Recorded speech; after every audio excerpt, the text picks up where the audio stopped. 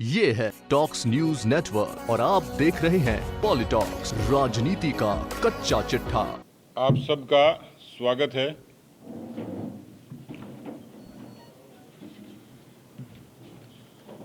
दो प्रमुख बातें मैं इस पत्रकार वार्ता के जरिए आपके बीच में रखूंगा। मुद्दे और मसले तो बहुत हैं जिनकी चर्चा भी आपके सवालों के जरिए होगी, लेकिन मेरी नियुक्ति के बाद मैं लगभग 1.5 दर्जन जिलों में गया और इस दौरान खास तौर पर कोटा डिवीज़न, चित्तौड़ और उदयपुर का कुछ हिस्सा और शेखावाटी के कुछ ज़िले। वैसे तो इस 10 महीने की सरकार में बहुत सारी बातें जिनकी चर्चा अक्सर मीडिया में, आमजन में, राजनीतिक हलकों में होती है, लेकिन किसानों के हितैषी होने का दावा करने वाली सरकार, और उसमें भी प्रत्यक्ष को प्रमाण की आवश्यकता नहीं थी, क्योंकि वो जो हालात से उससे मैं खुद रूबरू हुआ। इस बार कई ज़िलों में, कई संभागों में ये तो ठीक था कि बारिश सामान्य से, औसत से ज़्यादा हुई, लेकिन बहुत विलंब से ज़्यादा बारिश होने से सबसे ज़्यादा मार किसी पर पड़ी तो वो तबका किसान तबका था। अतिवृष्टि के कारण 1 दर्जन से भी ज़्यादा ज़िलों में, और इससे सबसे ज़्यादा प्रभावित कोटा संभाग, जिसमें सोयाबीन की फसल पूरे तरीके से नष्ट हो गई, चित्तौड़ का हिस्सा, और मैंने निम्बाहेड़ा के खेत में प्रत्यक्ष जाके देखा तो पूरी फसल चौपट हुई। आमतौर पर जब इस तरीके की आपदा होती है तो एक पारंपरिक तरीका है कि उसकी गिरदावरी होती है और फिर उसका मेमोरेंडम भेजा जाता है, केंद्र की टीम सर्वे करती है और उसके बाद उसका मुआवजा जारी होता है। इस आपदा के दौरान मुख्यमंत्री जी हवाई सर्वे करने गए कोटा डिवीज़न में। कई समाचार पत्रों में 2 दृश्य छपे। मुख्यमंत्री जी तो हवाई जहाज में घूम रहे थे और लोकसभा के स्पीकर नाव में घूम रहे थे। संवेदनशीलता का प्रत्यक्ष उदाहरण सामने दिखता है। उन्होंने वहाँ जिलाधीशों को निर्देश दिए, 15 अक्टूबर तक गिरदावरी होके और उसका आकलन और उसकी रिपोर्ट भेजी जाती है 15 अक्टूबर तक। और मुझे लगता है कि आज 10 तारीख हुई है। 10 तारीख में भी अधिकांश जगह गिरदावरी की जो प्रक्रिया है वो बहुत धीमी गति से चल रही है, और ऐसे में किस तरीके से वो रिपोर्ट भेजेंगे, कब किसानों की उस खराबे का आकलन होगा और कब उनको मुआवजा मिलेगा। कई चीज़ें ऐसी होती हैं जो तात्कालिक होती हैं। इसी दौरान मुख्यमंत्री जी के इस विजिट के दौरान ही झालावाड़ जिले के किसान की, विजय सिंह गुर्जर की, सदमे से उसकी खेत में ही मौत हो गई, जैसा उसके पुत्र ने रिपोर्ट में बयां किया। तो मुझे सबसे ज़्यादा इस बात पर ऐतराज़ है कि इतना बड़ा अतिवृष्टि का कारण हुआ और बहुत शिथिलता बरती गई। लेकिन जिस दूसरे मुद्दे का मैं जिक्र करना चाह रहा था, राजस्थान के सहित देश के किसानों के लिए खुशखबरी है कि प्रधानमंत्री मोदी जी ने जो खराबे का आकलन है, आमतौर पर वो ट्रेडिशनल तरीके से होता है, राजस्व विभाग की टीम करती है। उसके लिए अब ये कहा है कि ड्रोन के जरिए, ताकि जो फसल बीमा का लाभ है वो ड्रोन की रिपोर्ट के आधार पर तत्काल उसका आकलन हो जाए और किसानों को मिले। बड़ा क्रांतिकारी फैसला है और देश के 96 जिलों में पायलट प्रोजेक्ट के तहत इसकी शुरुआत होगी। तो मैं ये मानता हूं कि प्रधानमंत्री मोदी जी फिर भी किसानों के प्रति संवेदनशील हैं, उतनी ही संवेदनहीन अशोक गहलोत जी की सरकार किसानों के प्रति है। कल मुझे एक प्रतिनिधिमंडल मिला जैसलमेर का, खासतौर पर सीमा के जो ज़िले हैं जोधपुर, जैसलमेर और बाड़मेर, टिड्डी का बड़ा आक्रमण हुआ, टिड्डी दल का, और उस आक्रमण के जरिए उस क्षेत्र के बाजरे और ग्वार की पूरी फसलें बर्बाद हो गई। इस दौरान सरकार के एक मंत्री जी वहां दौरे पे गए और लीपापोती करके वापस आ गए।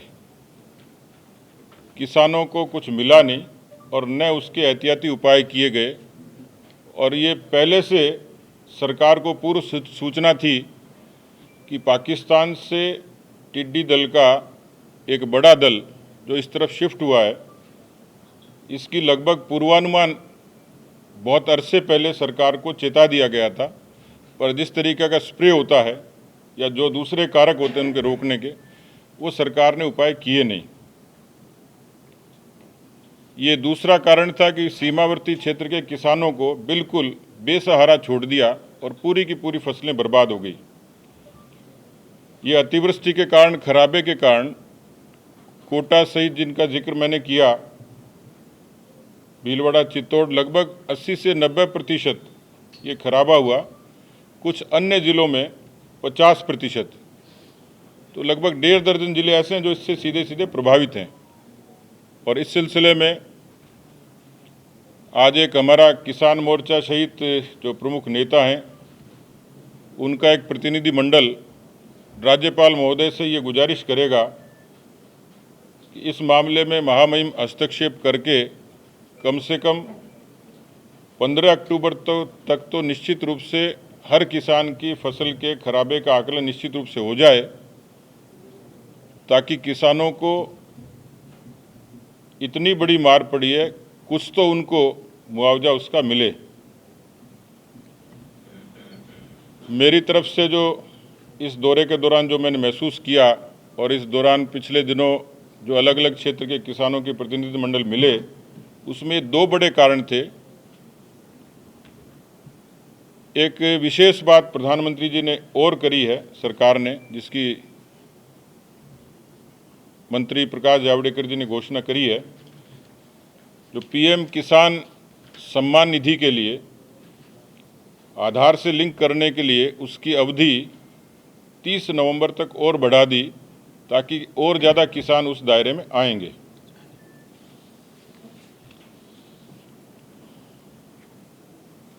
मेरी बात तो पूरी हुई है। आपकी तरफ से कोई सवाल है, उनका स्वागत है।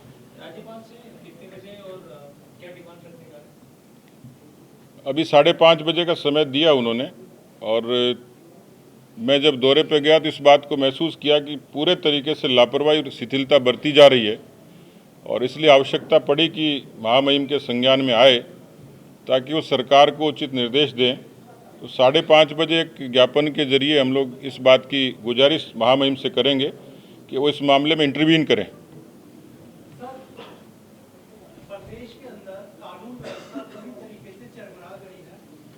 अलवर की अगर हम बात करें तो जिस तरीके से मासूम बच्ची के साथ एक घटना घटी, उसके बाद लगातार अलग अलग जगहों पे ऐसे इंसिडेंट बढ़ रहे हैं और रुकने का नाम नहीं ले रहे हैं। ऐसे इंसिडेंट लगातार बढ़ते जा रहे हैं। सरकार की अगर हम बात करें तो सरकार कह रही है कि हमने पर्याप्त कोशिशें की है और प्रयत्न कर रहे हैं ताकि ऐसे इंसिडेंट रुक सके, लेकिन वो रुक नहीं रहे। क्या कुछ देखिए, ये बात सही है और केवल राजनीतिक हैसियत से नहीं, एक सामान्य व्यक्ति की हैसियत से भी बात करूं तो इस समय राजस्थान में सर्वाधिक चुनौतीपूर्ण कोई व्यवस्था है तो कानून व्यवस्था है। सरकार ने अपने जन घोषणा पत्र में कांग्रेस पार्टी ने ये भरोसा दिलाया था कि यदि हमारी सरकार आएगी तो आमजन को एक भरोसा दिलाएगी, सुरक्षा मुहैया कराएगी। लेकिन जो श्रेणीबद्ध तरीके से 10 महीनों में यानी 40 हफ्तों में 40 ऐसी सांप्रदायिक घटनाएं हुई जिस पर सरकार की तरफ से किसी तरीके का रोकथाम का उपाय नहीं हुआ, और दुष्कर्म की घटनाएं, ये कोई दुर्योग है कि इस समय कांग्रेस पार्टी की सरकार में मुझे लगता है कि मोटा मोटा मैं आकलन करूं तो 4000 से भी ज़्यादा मसले इन 10 महीनों में हैं, जिसमें आधे से ज़्यादा लंबित हैं। ऐसा लगता है कि अपराधी बेखौफ हो गया और मुझे बार बार उसको दोहराने की आवश्यकता नहीं है। थानागाजी की गैंगरेप की घटना के बाद और कल फिर घटित घटना, इससे ये जाहिर हो गया कि सरकार का कानून व्यवस्था सरकार की प्राथमिकता में नहीं है। अब ये तो निश्चित तौर पर दिखाई देता है कि मुख्यमंत्री जो खुद गृह मंत्री हैं वो किससे जवाब मांगेंगे पता नहीं, लेकिन आमतौर पर सरकारों की ये व्यवस्था रचना रही है कि सरकार में एक पूर्णकालिक गृह मंत्री काम करता है और पुलिस से बराबर उसका संवाद होता है। मुख्यमंत्री जी को इसलिए संवाद नहीं हो पाता क्योंकि वो जयपुर की बजाय अधिकांश दिल्ली रहते हैं और दिल्ली से डीजी से टेलीफोनिक बात हो सकती है, बराबर अपडेट मिले और प्रदेश की कानून व्यवस्था की समीक्षा हो, ऐसा संभव नहीं होता। ऐसी श्रेणीबद्ध तरीके से दुष्कर्म से लेके डकैती से लेके हत्याओं से लेके ऐसा लगता है कि अपराधियों को ये पता लग गया कि इस शासन और सरकार में अपराध करना, आसानी से करना, बच के निकलना ये आसान है। इसलिए वो पुलिस की पंचलाइन कई बार बार उसका उल्लेख करना पड़ता है कि कांग्रेस के राज में उसका उल्टा हो गया। थानों पे लिखा होता है अपराधियों में भय, आमजन में विश्वास। अशोक गहलोत जी की गृह मंत्री रहते हुए ये बड़ी उपलब्धि मानता हूँ कि अपराधियों में तो भरोसा बढ़ा है और आमजन में भय बढ़ा है। तो मैं तो ये चाहूँगा कि बहुत अरसा हो गया, कम से कम सार्वजनिक रूप से ये तो बताएं कि राजस्थान में अपराध कब रुकेंगे, कोई उपाय करेंगे कि नहीं करेंगे, या राजस्थान की जनता भगवान भरोसे रहेगी। सर, आप कांग्रेस से तो सवाल पूछते हैं, लेकिन एक सवाल मुख्यमंत्री जी ने आपकी पार्टी से भी पूछा है। वो सवाल ये है कि आपकी पार्टी के सांसद गाँव को गोद क्यों नहीं ले रहे, सर क्यों देरी कर रहे थे? वसुंधरा जी की सरकार थी तो सबने ले लिया, हर गाँव का विकास हुआ। अब कांग्रेस की सरकार आ गई, आपकी पार्टी के एक भी सांसद नहीं आ रहे, बार वो पत्र लिख चुके हैं 3 बार। मुझे लगता है कि खैर सवाल आपका ठीक है, कोशिश करूंगा कि सांसदों को निर्देश दें कि वो गोद ले लें, लेकिन ऐसा लग रहा है कि अशोक गहलोत जी तो राजस्थान को ही गोद से उतारने के चक्कर में है। जो मैं कानून व्यवस्था का जिक्र कर रहा था, तो हम निर्देशित करेंगे हमारे सांसदों को भी, लेकिन ऐसे बहुत सारे मसले हैं, केवल एक भारतीय जनता पार्टी के सांसद से ताल्लुक नहीं है। योजना है सर गाँव को गोद लेने की, जी, मतलब लिखने वाली बात तो ठीक है, आपकी पार्टी के तो शुरू में आपने याद दिलाया तो मैं निश्चित रूप से सांसदों को निर्देशित करेंगे कि वो अपना जो फर्ज है वो पूरा करें। राम मंदिर में सुनवाई पूरी होने वाली है, कुछ ही हफ्तों के बाद फैसला भी आ जाएगा, तो क्या लगता है आपको, क्या राम मंदिर बनने का रास्ता होगा? मुझे तो ये लगता है राम मंदिर बनेगा। और अब तक ये जो डिले हुआ, क्या राजनीतिक कारण रहे, राजनीतिक पार्टियां अपना फायदे के कारण इतना समय लग गया है? देखिए, इसमें भारतीय जनता पार्टी का पक्ष बिल्कुल साफ है। समय संवैधानिक और कानूनी बाध्यताओं के जरिए लगता ही है, उस परंपरा का पार्टी ने भी सम्मान किया और सरकार ने अनुसरण किया, लेकिन इसमें कोई दो राय नहीं। भगवान राम आस्था के केंद्र बिंदु है, उनके जन्म स्थान पर उनका भव्य मंदिर बने, इस बात की पार्टी, दूसरे संगठन, उनकी पुरजोर कोशिश रही है। लेकिन अच्छा है देश में एक सद्भाव का माहौल बना और कानूनी प्रक्रिया से यदि अच्छा विकल्प मिलता है तो निश्चित रूप से देश के लिए, बेहतरी के लिए अच्छा है। मालपुरा में कल जो घटना हुई कल परसों, तो एक के बाद एक ऐसी कई सारी गंगापुर सिटी में हुई, इससे पहले भी कई सारी घटनाएं हुई हैं कि जो त्योहार होते हैं उन पर पथराव और ऐसी घटनाएं हुई, इसके पीछे क्या कारण है? देखिए, मुझे लगता है कि एक धारणा तो साफ तौर पर दिखाई देती है जिसका मैं जिक्र किया कि ऐसे समाज कंटक और अपराधी किस्म के लोग, उनको क्यों लगता है कि हम कोई भी वारदात करेंगे हमारा कुछ नहीं बिगड़ेगा, या तो ये पूर्व नियोजित होता है। लगातार इस तरीके की सांप्रदायिक घटनाओं का कारण एक वर्ग विशेष, जिसको ये भरोसा हो जाता है कि कांग्रेस पार्टी की सरकार आती है तो हमें शायद इसकी छूट मिल जाती है, एक बहुसंख्यक समाज वो डरा और सहमा रहता है।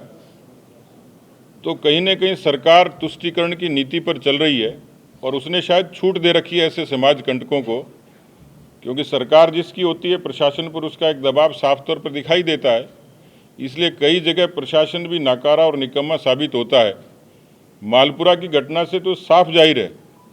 और इस तरीके के चिन्हित से क्षेत्र हैं कि जहां पर लगातार एक के बाद कावड़ियों पर भी हमले हुए। जयपुर जैसे शहर में, जयपुर को एक अच्छे शांत राजधानी के रूप में जाना जाता है, लेकिन उस पर भी दाग लगा दिया कांग्रेस की सरकार ने इस तरीके की घटनाओं से लेके। तो मालपुरा की घटना ऐसा लगता है पूर्व नियोजित है, जैसा बताया कि वहाँ दशहरा का जुलूस निकल रहा था, सीसीटीवी कैमरे लगे हुए थे, उनके तार निकाल दिए गए, उस जुलूस के दौरान प्रशासन गायब हो गया और उसके बाद की जो घटना है केवल खाना पूर्ति की गई, वो भी वहाँ के हमारे विधायक ने पूरी रात भर धरने पर बैठे और उसके बाद 3 लोगों को उन्होंने गिरफ्तार किया। सुबह तड़के 4 बजे पुलिस ने ही अपने आप रावण दहन किया और आज वहाँ पर इंटरनेट बंद है, कर्फ्यू लगा हुआ है। तो मुझे लगता है कि सरकार के पास कर्फ्यू और इंटरनेट बंद करने के अलावा कोई दूसरे उपाय नहीं है।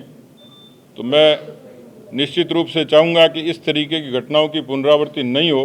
यदि सरकार में थोड़ी बहुत भी नैतिकता बची है और इस प्रदेश की शांति और सद्भाव की यदि वो मनोइच्छा रखती है, तो मुझे लगता है कि उनको एक अच्छी रणनीति से, अच्छी नीयत से भविष्य में ऐसी घटनाओं को रोकने के लिए काम करना पड़ेगा। क्या केंद्र के हस्तक्षेप की मांग करेंगे? पार्लियामेंट से बात से एक भाषण में आपने लाइन बोली थी कि 2023 से कांग्रेस मुक्त राजस्थान, कांग्रेस के मंत्रियों ने जल्दीबाजी और गड़बड़ी में आपने बयान दे दिया। आज प्रताप सिंह खाचरियावास ने ये लाइन बोली है कि आपने बहुत जल्दी दे दिया, पहले आप अपने अध्यक्ष के तौर पर पार्टी को बोलना चाहिए। मैं उनके बयान को स्वागत करता हूं, क्योंकि मैंने जो बयान दिया और उससे वो आशंकित हुए, मैं इसको आधी सफलता मानता ही हूं। आधी सफलता बीएसपी के 6 विधायकों के तिकड़म से सरकार बचाने की कवायद है। मैंने कुछ कहा है तो उसका आधार है, क्योंकि आधे अधूरे जनादेश से सत्ता का दंभ भरने वाले इस तरीके के विधायक और मंत्री और मुख्यमंत्री जिन बातों का जिक्र किया, पिछले 10 महीनों में सिर्फ बयानबाजी के अलावा कुछ किया नहीं। तो मुझे लगता है कि मैं जो दृश्य देख रहा हूं, राजस्थान की जनता, ये बाय डिफ़ॉल्ट ये सरकार आई थी केवल 0.5% और 1.5 लाख मतों के अंतर से, और उसके बाद का जो घटनाक्रम हुआ लोकसभा के चुनाव में, कांग्रेस का सुपड़ा पूरे तरीके से साफ हो गया। और इसलिए मेरे इस बयान का साफ आधार है कि राजस्थान की जनता जब 10 महीनों में उकता सकती है तो 5 बरस तक तो क्या होगा इसकी कल्पना कर सकता हूं। लेकिन ये बात ज़रूर है कि राजस्थान की जनता अब कोई प्रयोग नहीं करेगी, कांग्रेस को अब ज़्यादा अवसर नहीं देगी। और मैंने ये विश्वास के साथ कहा और मैं इस पर कायम हूँ कि 2023 में मैंने अध्यक्ष की हैसियत से कहा है, पार्टी के अध्यक्ष का मिशन है कि 2023 में हम राजस्थान को कांग्रेस मुक्त बनाएंगे। मैं इस पर कायम हूँ। अध्यक्ष एक सवाल है, जिस तरह से कांग्रेस में गुटबाजी की बात कर रहे हैं, ठीक वैसे है ना, अब बीजेपी में भी वसुंधरा राजे से गुटबाजी की हवाएं हैं और आपके सदस्य समारोह की चर्चाएं बहुत तेज हो गई है। देखिए, यदि कभी कोई अच्छा अवसर आएगा तो इस बात का मैं ठीक से आपको जवाब भी दूंगा, लेकिन अभी तो इतना ही मान लीजिए कि किसी बड़े नेता की किसी कारण से अनुपस्थिति ये पार्टी की गुटबाजी नहीं होती। गुटबाजी तो वो होती है कि जब मुख्यमंत्री और उप मुख्यमंत्री आपस में एक सभा में वहाँ पर जिस तरीके का वाकयुद्ध चलता है, जिस तरीके से पार्टी विभक्त दिखाई देती है, केवल उनकी अनुपस्थिति जिसका कारण मैं जाहिर कर चुका हूँ, उनसे मेरी मुलाकात मेरी घोषणा से पहले हुई। 10 दिन तक वो इंगेज थी, वो जयपुर आएंगी, मुलाकात होगी, आपके साक्षी में होगी। और अभी भी पार्टी ने उनको पिछले दिनों मेरठ भेजा, प्रचार के लिए गई हैं। ऐसे अभी कई कारण होंगे, लेकिन मैं ये मानता हूँ कि इससे पार्टी की कोई बड़ी गुटबाजी, कोई बड़ा मतभेद मुझे तो लगता नहीं है। लेकिन दूसरे दल से मुकाबला करना चाहें तो उनकी तो एक लंबी फहरिस्त है, रोज़ रोज़ बयान आ रहे हैं। अभी भंवरलाल जी का ही बयान अभी पढ़ रहा था आसपास में कि थे को तो हरवा दूँ, थे को तो जितवा दूँ, यानी अपनी पार्टी के लिए कह रहे हैं। तो ऐसा समझा जाए कि बीजेपी की वसुंधरा राजे बीजेपी और वसुंधरा राजे बीजेपी और बीजेपी वसुंधरा राजे, चुनाव से पहले ऐसे बयान आते थे बीजेपी नेताओं के मंच में, तो वो पूरा दृश्य बदल जाएगा। देखिए, हमारे यहाँ न खाता न बही, संगठन जो कहे वही सही। बीजेपी में विचार बड़ा है, संगठन बड़ा है, उसमें व्यक्ति कोई बड़ा नहीं है। हम सब लोग इस पार्टी को परिवार की तरह चलाते हैं। इस परिवार में आपने जिक्र किया, वसुंधरा जी इस परिवार की सम्मानित सदस्य हैं। उनका मान सम्मान पार्टी में, राजस्थान में, हिंदुस्तान में अच्छे तरीके से रहेगा। उनकी भूमिका निश्चित रूप से सकारात्मक रहेगी, मैं ये कह सकता हूँ। देखिए, मैं ये जानना चाहूँगा कि आप भाजपा के अध्यक्ष बन गए हैं, जो लोग किसी कारण से भाजपा की मूल विचारधारा से अलग हो गए या अन्य दलों में चले गए, क्या उन्हें वापस लाने का कोई प्रयास आप करेंगे? इस तरीके का मुझे लगता है कि राजनीति में कोई अपवाद नहीं है। कुछ लोग दल छोड़ के भी जाते हैं, कुछ लोग जुड़ते भी हैं, लेकिन समय, काल और परिस्थिति इसका निर्धारण करेगी। ऐसा कोई अवसर आएगा तो निश्चित रूप से कोई न कोई विचार करेंगे। मैं यही सोच रहा था, आपने अभी तक सवाल क्यों नहीं किया? लेकिन आज तो आपका मौन था।